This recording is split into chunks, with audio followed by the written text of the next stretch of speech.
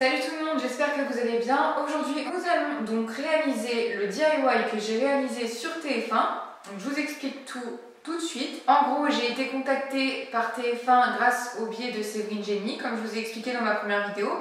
Et en fait, j'avais réalisé pour eux un DIY en direct. Sauf que, comme vous avez pu le constater, ça a été très rapide et très court. On n'a pas pu reproduire correctement le DIY. Et donc dans cette vidéo, je vous refais le DIY de A à Z avec les explications plus complètes afin que vous puissiez le reproduire chez vous. Je vais également vous reproduire un autre petit DIY complémentaire. Vous allez voir tout ça juste après l'intro.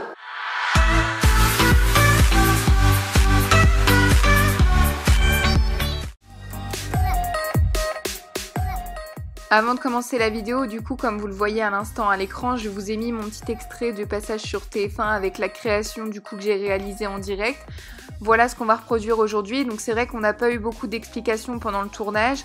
Et là, du coup, ça sera plus simple dans cette vidéo. Si vous voulez reproduire ce DIY, je vous explique tout ça juste après. Allez, c'est parti, on commence. Donc je vous explique ce qu'il va nous falloir comme matériel. Donc, boîte de conserve, très important. Donc pour les deux DIY, il va nous falloir les deux tailles différentes parce que je voudrais vous présenter le premier avec le pot de fleurs pot à ustensile et le deuxième avec le pot à crayon. On prend deux tailles différentes. Ensuite, il va nous falloir de la corde. On va aussi avoir besoin d'épingles. Donc moi, j'en ai acheté un sachet de 30. Donc voilà comment ça se présente. Vous en prenez une. Et en fait, le but, ça va être de les casser, de retirer la partie en ferraille. On va la mettre à la poubelle. Et voilà ce qui nous intéresse, en fait, c'est ces deux parties-là. Ensuite, il va nous falloir le pistolet à colle, le fameux. Donc, on va commencer déjà par le brancher pour qu'il chauffe. Vous le laissez bien chauffer. Et moi, ce que j'ai l'habitude de faire, c'est de mettre toujours du papier rouillon en dessous pour éviter que ça déborde de trop. C'est vrai que mon pistolet à colle, il est un peu ancien et il déborde pas mal. Et aussi, du coup, les petits bâtons de colle qui vont nous servir. Et pour finir, une paire de ciseaux pour couper la corde. Alors, DIY numéro 1, on prend la grosse boîte de conserve.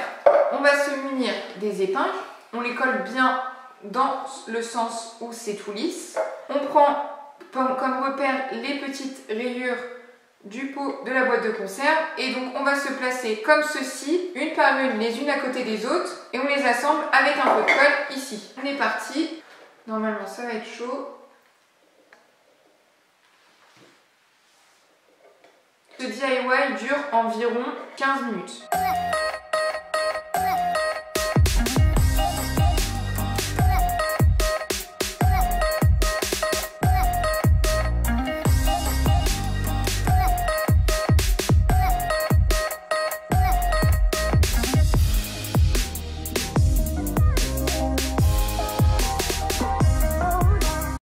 Surtout quand vous arrivez vers la fin, faites très attention à décaler un petit peu les épingles pour ne pas vous retrouver avec un trou simplement.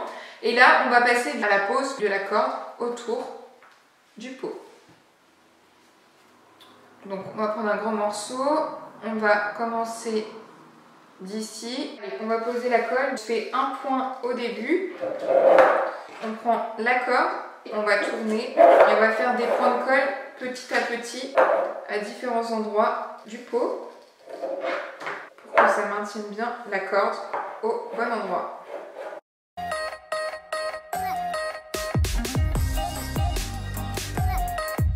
On serre bien pour ne pas qu'il y ait de jour. On tourne, hop, point de colle. Vous en mettez à peu près 3 points de colle sur chaque tour, bien serré pour que ça fasse le résultat qu'on souhaite.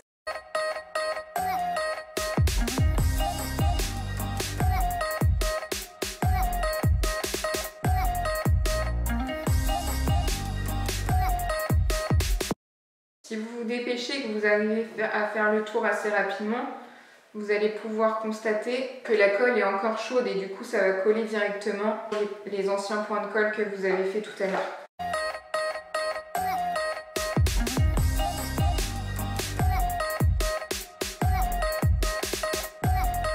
Et pour la fin, sur le haut, vous n'hésitez pas à mettre un point de colle tout autour, léger un point de colle surtout pour éviter d'en rajouter sur la corde qu'on a déjà posée.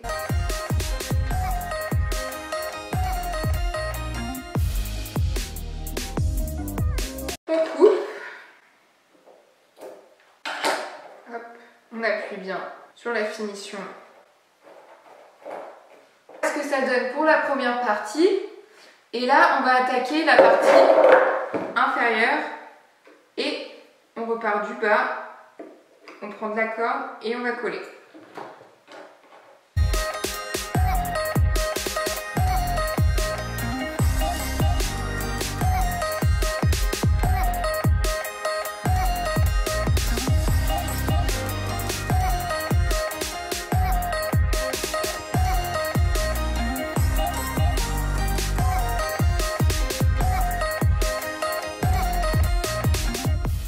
Voici un petit aperçu du résultat. On continue tout de suite pour les finitions.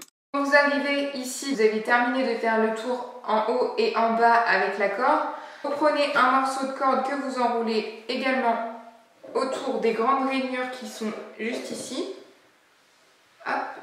Et c'est ici en fait que vous allez réaliser un nœud.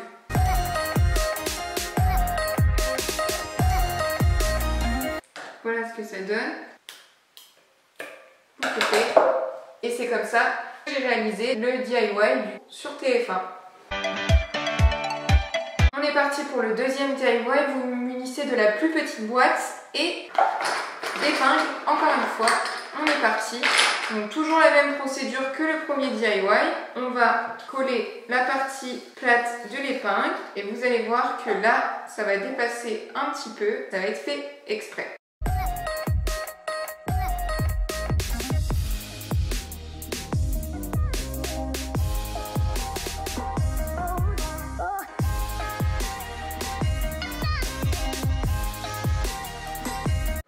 Nous avons donc une épingle qui va nous manquer ici, mais ce n'est pas du tout grave, car comme vous allez voir, avec la corde, je vais réaliser une natte que je vais coller juste ici et ça va être magnifique. Donc, vous allez voir tout de suite ce que ça va donner. Donc on prend la taille, à peu près la taille qu'il nous faut comme ça, avec, je dirais peut-être 10 cm de plus. Vous coupez 6 morceaux de cette taille, donc vous les alignez côte à côte et hop, vous coupez, on reprend, hop, on remonte. Vous avez 6 bouts de corde. Nous allons ensuite couper un plus petit bout de cette taille-ci, histoire de faire un nœud pour assembler nos 6 bouts de corde. Là, on tient bien, on tourne autour des 6 bouts de corde, on attache le tout ensemble en faisant un nœud classique. On fait attention qu'il soit quand même à la même taille. Voilà.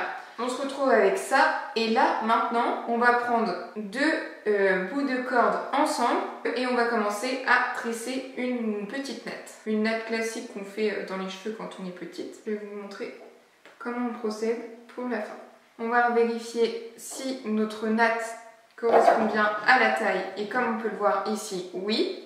Ça va être très simple. Nous allons reprendre un petit bout de corde comme tout à l'heure, à peu près 10 cm. Qui va nous servir, encore une fois, à faire le tour de la natte. Voilà ce que ça donne. On va donc la disposer ici. Mettez la partie la plus belle. On dessert si on voit qu'il y a des endroits où ça ne prend pas tout le gris de la boîte de ferraille. On va mettre un point comme ça à la verticale pour coller notre natte. On se replace bien. Jusque là, vous me suivez. On va couper ici ce qu'on a fait. On va mettre un point de colle en bas. Et ça va attacher tous les morceaux ensemble. Ici, on va tout simplement laisser dépasser un peu la natte. Et voilà ce que ça donne. Petit pot à crayon. Après, si vous voulez, vous pouvez faire comme le premier pot, rajouter de la corde autour. Donner un côté un peu plus habillé au pot. On va repartir d'ici. Vous mettez un point de colle, là, un point de colle de l'autre côté. On colle ce côté-là, on tourne autour du pot et on colle l'autre partie. On va faire ça sur les 3 parties. Voilà ce que ça nous donne comme petit pot à crayon. On arrive donc à la fin de ce DIY et voilà ce que ça donne, notre petit pot numéro 1. Donc on peut mettre très bien des fleurs. Comme vous le voyez sur l'écran, on peut également ranger nos ustensiles de cuisine. Et pour le deuxième DIY, voilà le résultat du pot à crayon. On peut mettre énormément de crayons à l'intérieur. J'espère que ce DIY vous aura plu. Je vous dis à la semaine prochaine pour une nouvelle vidéo. N'hésitez pas à consulter mes anciennes vidéos si vous ne les avez toujours pas vues. Sur ce, je vous fais tous des gros bisous et à bientôt. Show you